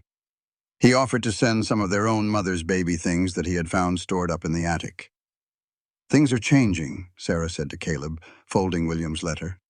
"My family, I mean. We might just become a real family again someday. Is that something you would want?" "I think so. Not what we were before, because that is gone forever, but something new." She put a hand on her belly. "This baby is going to have aunts and uncles and cousins. That is more than I had after my parents passed away, and more than I had after mine were gone. We are building something here, are we not?" Sarah looked around the home they had made together. She saw the curtains she had sewn, the furniture Caleb had built, and the garden she had planted, visible right through the window. "Something real." "Something real," Caleb agreed. "Something that is ours." The pregnancy went along smoothly through the fall and into the winter months. Sarah's belly grew round, and soon the baby started to move. At first it was just little flutters like butterfly wings. Then came kicks that were strong enough to make her gasp out loud. Caleb would spend hours with his hand on her stomach, talking to the child growing inside her.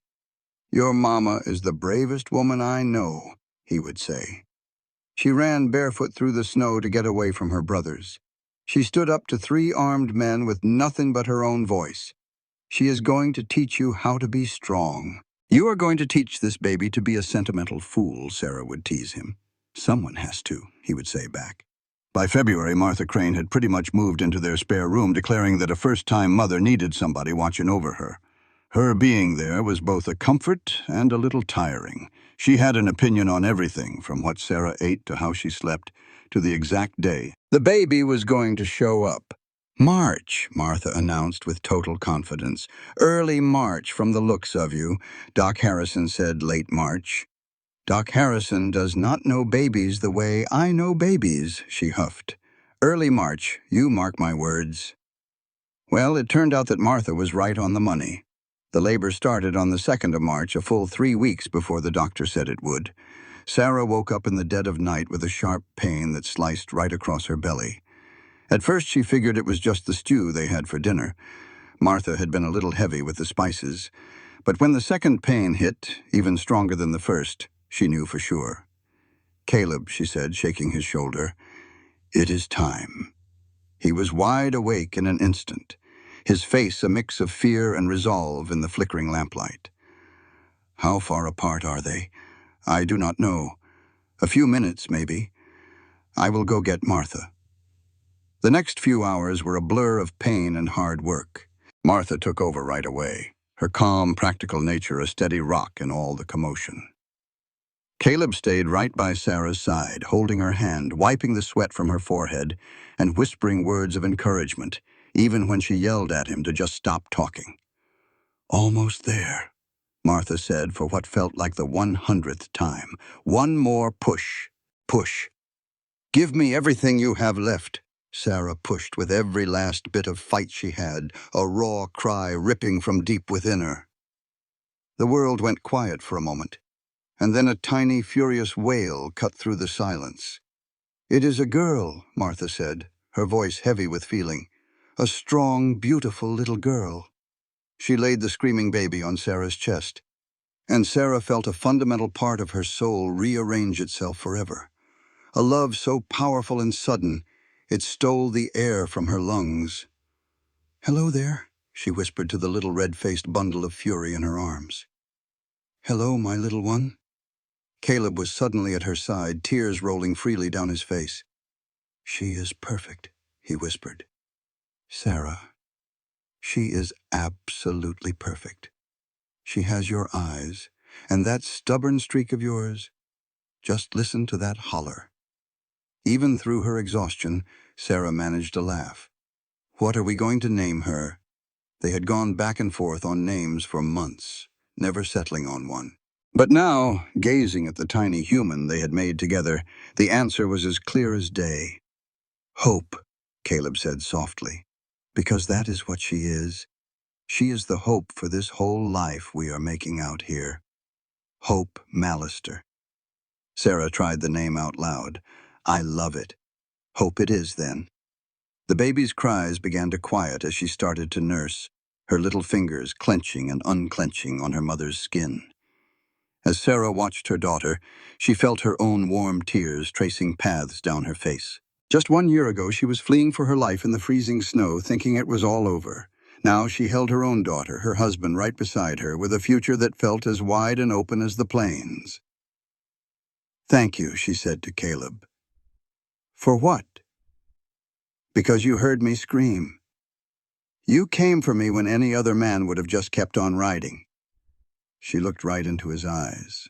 "For giving me this life." "You built this life yourself," he told her. "I was just lucky enough to help you find the way." The first year of Hope's life went by in a blur of nights with no sleep and a joy so big it filled the whole house. Sarah had never once pictured herself as a mother, but motherhood settled on her as naturally as if she had been born for it.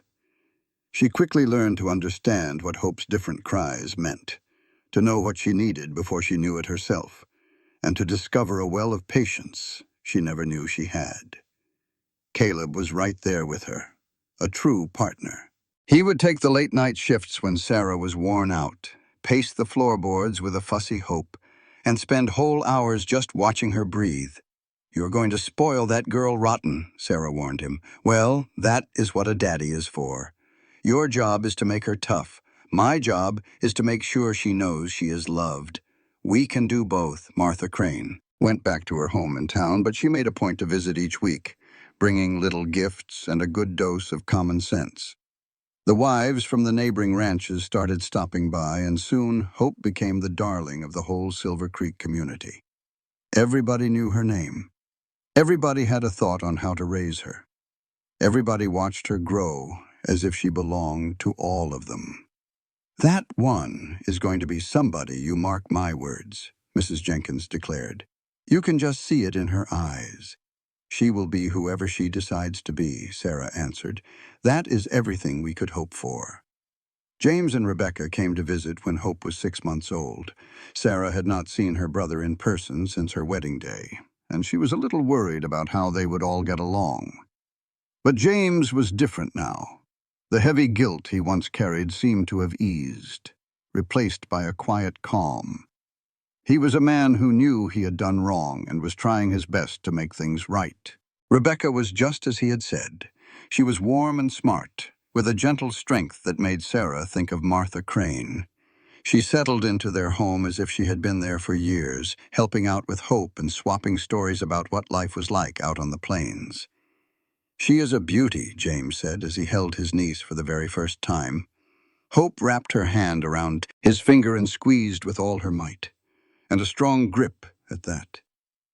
She gets that from you, Sarah. She gets a lot from her mother. James looked over at his sister. What you have built out here is something special, Sarah. This ranch, this family. Pa would have been so proud. Would he really? Yes. James's voice was certain. No matter what happened between us, and no matter what Thomas did, Pa would be proud of the woman you have become. I am sure of it. Sarah felt the sting of tears in her eyes, but blinked them away. Thank you, James. That means more to me than you will ever know. William paid them a visit the next spring, carrying the box of their mother's baby clothes he had promised. He was still a bit stiff and proper, just how Sarah remembered him, but she could see a real warmth hiding underneath. He sat with Hope for hours, telling her all about the Callahan family history, about the grandparents she would never get to know, and a family history that went way, way back. She ought to know where her people come from, William said. Even if she never goes there, she will know, Sarah promised him. We will make certain of it. The years just seemed to fly by after that, full of life. Hope grew into a wild and spirited little girl, scampering up trees before she even had her walking legs steady, always begging to get on a horse, and asking questions that neither of her parents had an answer for. She had her mother's stubborn will and her father's calm heart, a mix that made her a real force to be reckoned with, even at just 4 years old. That child is going to turn my hair gray before I am 30, Caleb remarked one night, after Hope had nearly knocked herself out trying to fly right off the barn roof. She is going to move mountains, Sarah said back. I just hope the world knows what is coming. When Hope was 3 years old, they welcomed a second child, a boy they named Daniel after Caleb's father.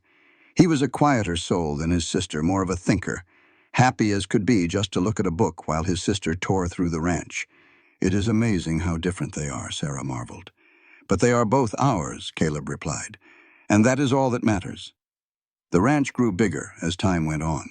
They purchased more land, brought on more help to manage the growing spread, and even built a small schoolhouse where Sarah taught the children of Silver Creek after the town's teacher left. Why, you have become a real pillar of this community, Martha Crane commented one day. I had a good teacher. Martha passed on peacefully in her sleep when Hope was 5 years old. The entire town mourned her passing, but the loss hit Sarah the hardest.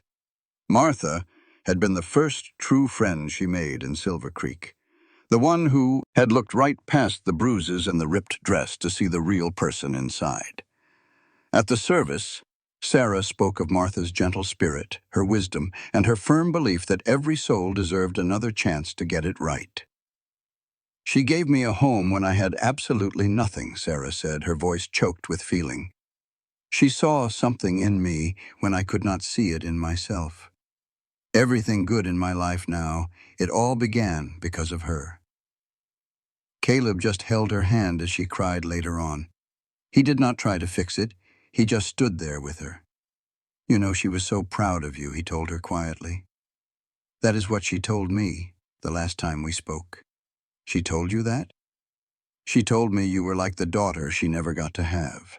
She said watching you grow into yourself was one of the greatest joys of her life.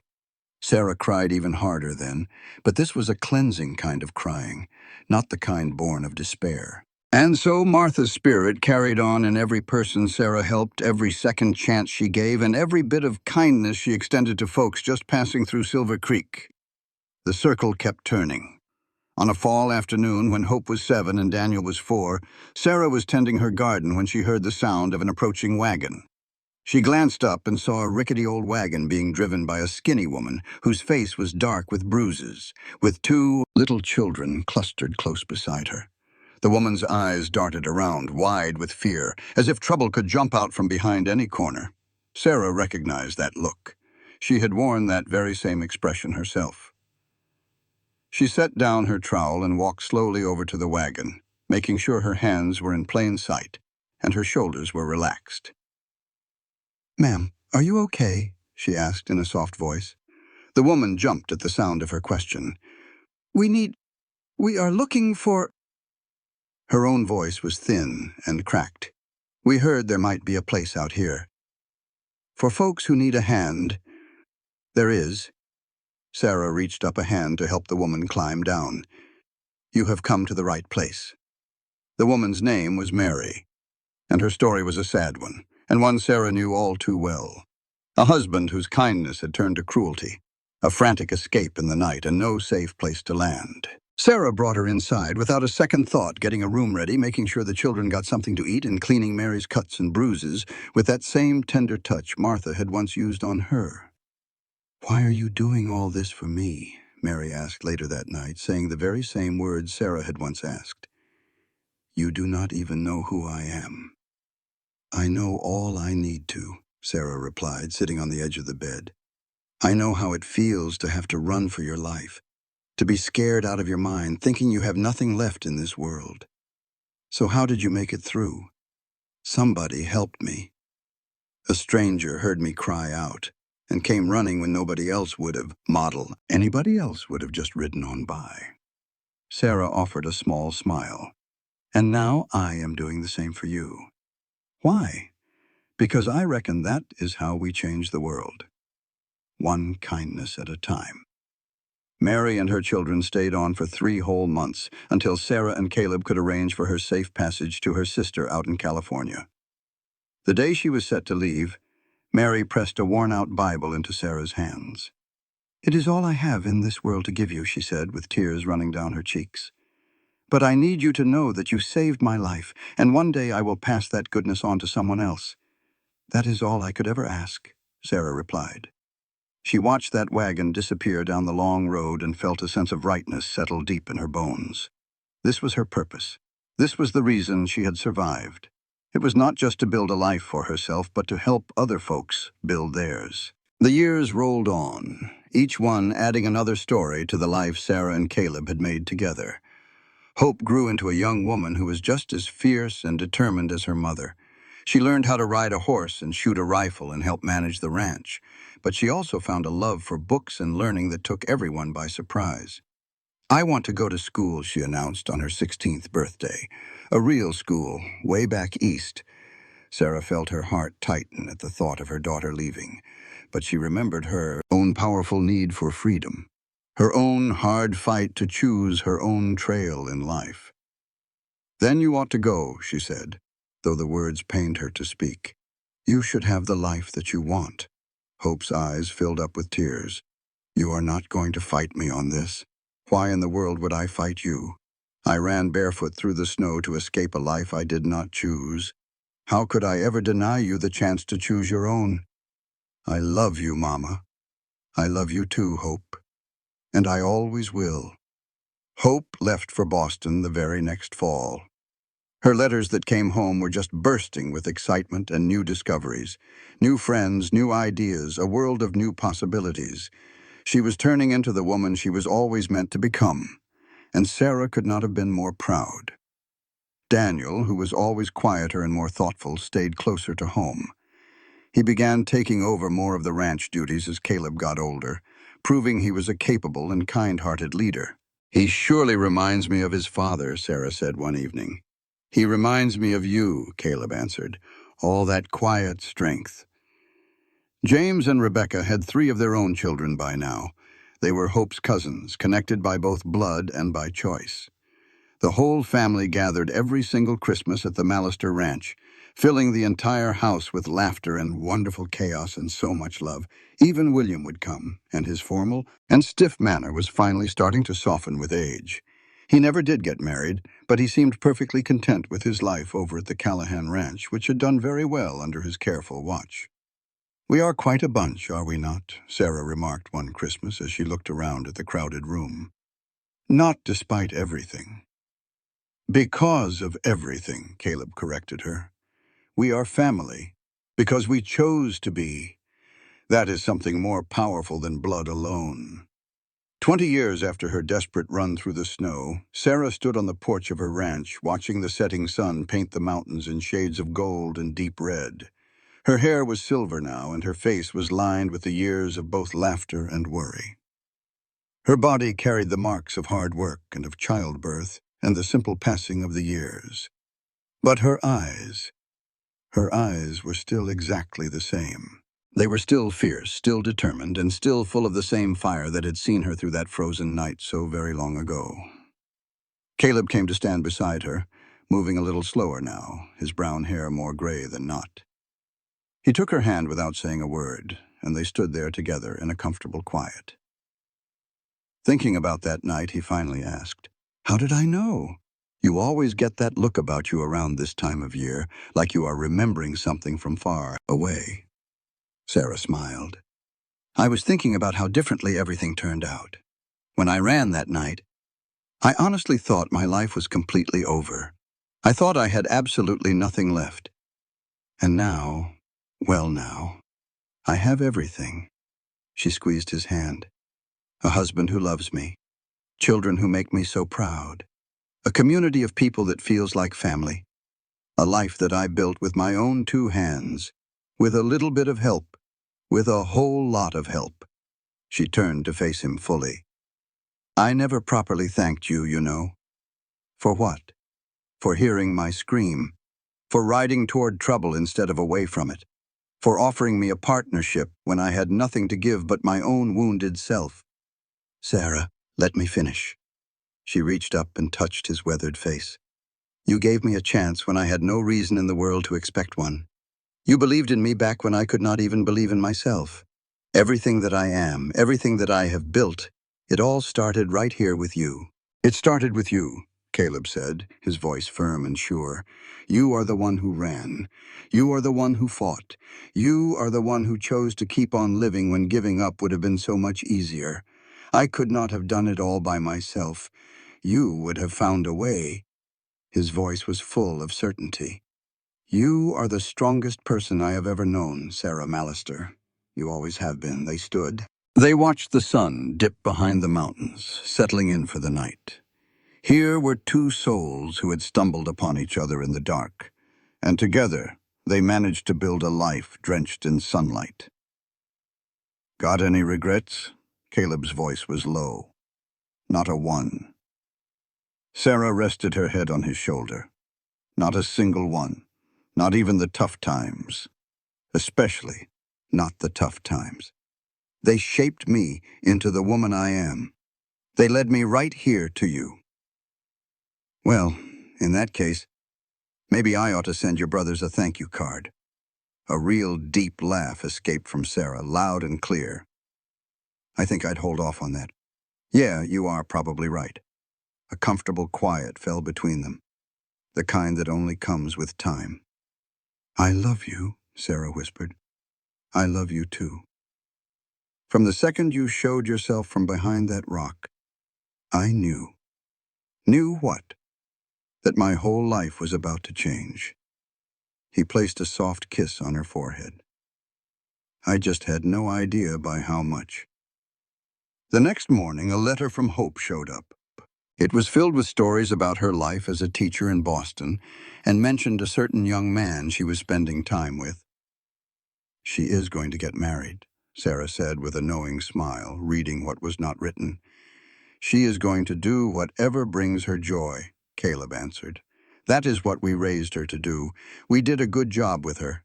We taught her to carve her own trail, just like you did." Daniel stopped by for supper that evening, bringing his wife and their new baby boy, the very first grandchild. Sarah cradled the little one in her arms and felt like everything had finally come full circle. Just last year, she was fleeing through the snow with nothing on her feet. Now she was holding her grandson with her husband smiling at her side and her family all around.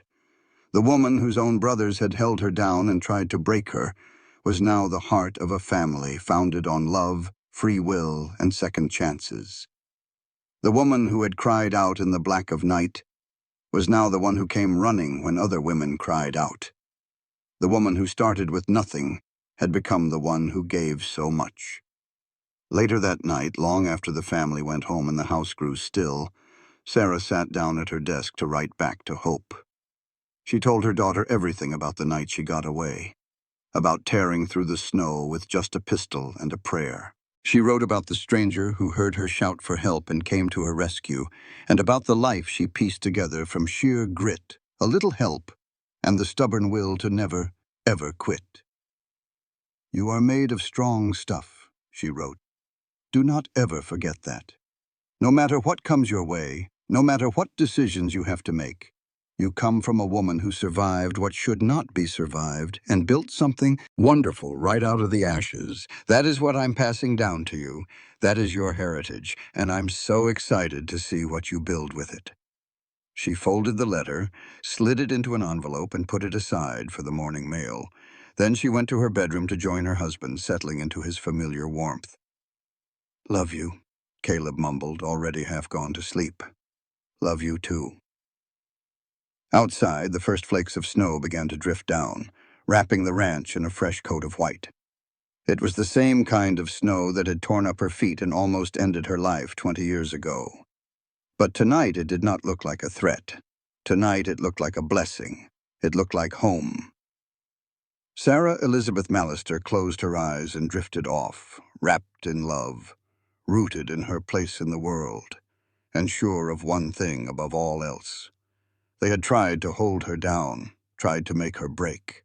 But instead she stood up, and she built a life so full of joy, so meaningful, so completely beautiful, that no one on earth could ever tear it down.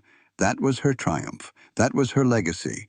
And it was just the beginning. Model. This content was carefully researched, developed, and manually edited by our team to deliver meaningful stories with valuable life lessons.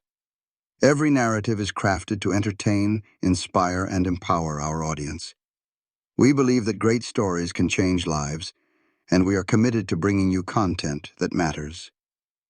Thank you for being part of our community.